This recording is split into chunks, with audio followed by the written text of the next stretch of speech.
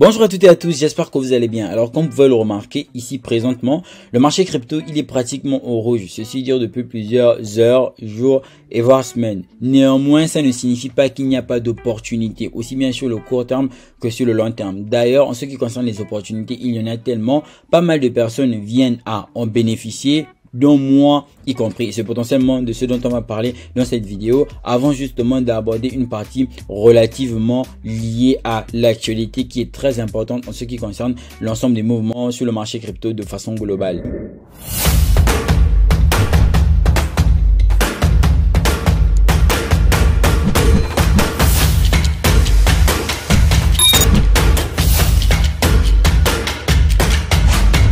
Bon, si c'est la première fois que tu viens sur ma chaîne, bienvenue sur Crypto. Ici, je te parle de crypto-monnaie de façon générale, révolution qu'apporte la blockchain dans le secteur économique. Donc, si c'est une thématique qui t'intéresse, je t'invite à bien vouloir t'abonner en activant cette cloche de notification ici présente pour ne rater aucune prochaine vidéo. Car comme tu peux le remarquer, je publie avec une fréquence considérable. En parlant d'opportunités, justement, ce trader a remporté $1 million sur le crash de Ethereum. Et oui, avec la compétence requise, on peut potentiellement faire des baisses statistiques, ce en période de hausse ou en période de baisse, tout simplement. Et c'est bel et bien possible. Celui-ci a décidé de vendre de l'Ethereum quand il était à ce niveau-là, jusqu'à celui-ci, en l'occurrence lorsqu'il a quitté la barre de presque $2000 pour celle de $1600. C'est seulement comme ça que celui-ci a pu générer un profit assez considérable s'élevant à $1 million.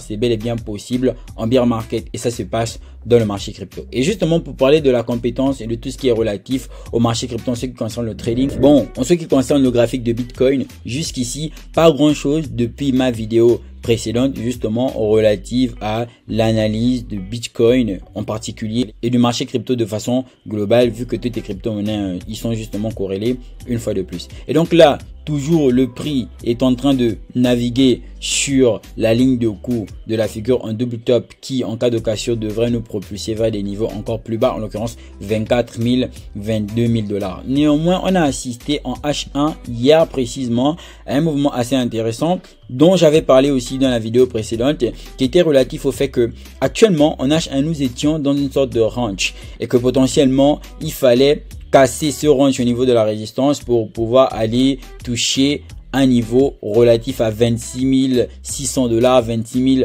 500 $, ce qui devrait nous permettre d'assister quand même à un peu du vert dans le marché crypto, mais c'est de façon partielle, vu que justement c'est ce qui s'est produit en H1 comme on peut le remarquer ici. Il y a eu la cassure de ce niveau là et quelques heures après le prix de Bitcoin a tout de suite réintégré le range, donc pas vraiment d'évolution.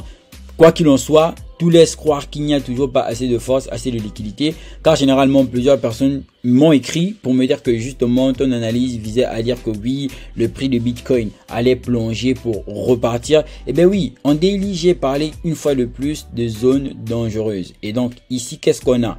On a probablement cette zone là, le niveau 1 que j'appelle niveau dangereux, qui si le prix vient toucher, on pourra potentiellement avoir un retour, pourquoi pas, pour aller essayer de retester la résistance hebdomadaire relative à 30 000, 31 000 $ pour essayer de la casser si justement on n'est pas encore rejeté une fois de plus. Bon, pour l'heure, on a eu des mèches qui sont venues convoiter ce niveau, qui précisément sont des mèches de liquidité.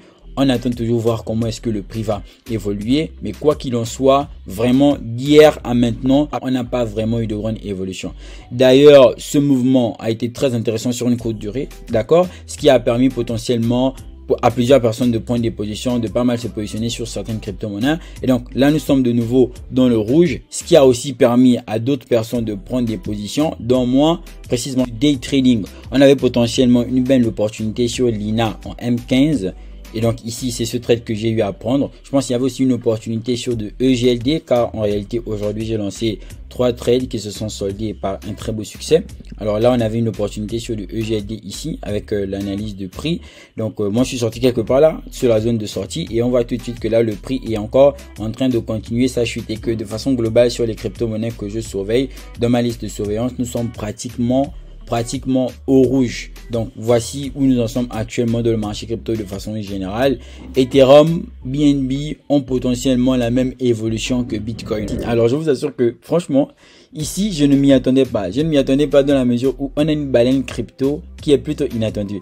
Et il s'agit précisément du FBI américain qui justement aurait une position en crypto s'élevant à 2 millions de dollars sur le Bitcoin. Alors vous avez des preuves ici. Ça me fait un peu penser à l'image que j'ai eu à voir dans les heures précédentes relative au fait qu'il y avait justement une photo où le pape était en train d'écrire Buy Bitcoin sur une Lamborghini. Bon, je sais pas si l'image est vraie, mais quoi qu'il en soit, je veux juste rappeler aux gens que actuellement, ce n'est vraiment pas l'heure de dire aux gens investissez dans les cryptos, criez ici et là, essayez de convaincre certaines personnes.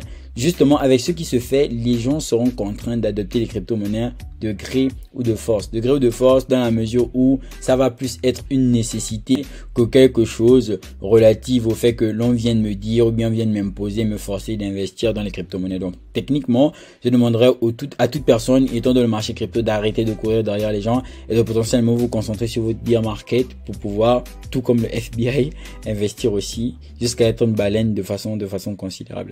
Alors, on peut tout de suite basculer à ce niveau et on va se rendre compte que le marché des NFT n'intéresse plus personne. C'est collectionneurs, Bored App, Attack, Yuga Labs. Bon, actuellement, c'est vrai que les NFT, ça se casse pas mal la face, plus personne n'en parle. Lorsqu'on en parlait, c'était plus pour de la spéculation. Quoi qu'il en soit, je garde toujours ma position relative au fait que les NFT seront utilisés à l'avenir car il y aura beaucoup de choses à faire et que jusqu'ici, tout ce qu'on a vu sur les NFT, c'était purement de la spéculation.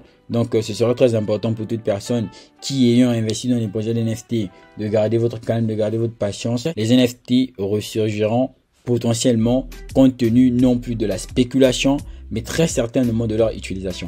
Après bon, Yuga Labs avec le ApeCoin, il y a tout grand chose qui est en train d'être créé derrière, donc ça mérite vraiment d'y accorder de l'attention et ça reste très intéressant. D'ailleurs, ce que je voyais en ce qui concerne leur partenariat, c'est vraiment très intéressant ce qui est en train d'être fait.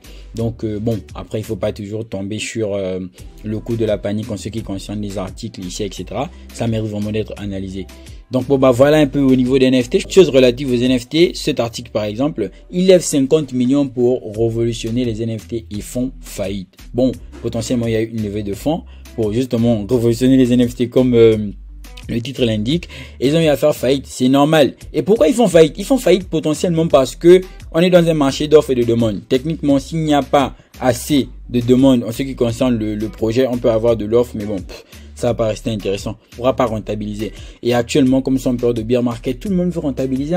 Pas étonnant que OpenSea se soit justement détaché de Binance compte tenu du fait que c'était pas rentable pour elle, enfin pour la marketplace d'NFT. Donc il y a pas mal d'améliorations qui sont en train d'être faites actuellement sur tous les secteurs de façon globale et ça mérite vraiment d'y accorder de l'attention. Pas grand chose à dire de plus quoi. Et qu'est-ce qu'on retient? On retient que nous sommes en période de bear market, que les marchés chutent, qu'il y a des positions à prendre assez intéressantes sur le long terme, mais aussi sur le court terme en ce qui concerne le trading de façon générale ou la vente et achat de crypto, tout ce que vous voulez. Bref, les choses dont j'ai déjà parlé sur YouTube, sur la chaîne et potentiellement pour les personnes qui voudront de l'accompagnement aussi bien dans le trading, les personnes qui voudront de l'accompagnement aussi bien dans la formation US Crypto, vous pourrez toujours cliquer sur le lien en bas de description. Par la même occasion, le canal privé, ça tient toujours en ce sens où il y a des projets que je partage et que justement il y a des stratégies que j'ai aussi déjà partagées que vous pourrez utiliser pendant toute cette période de bear market.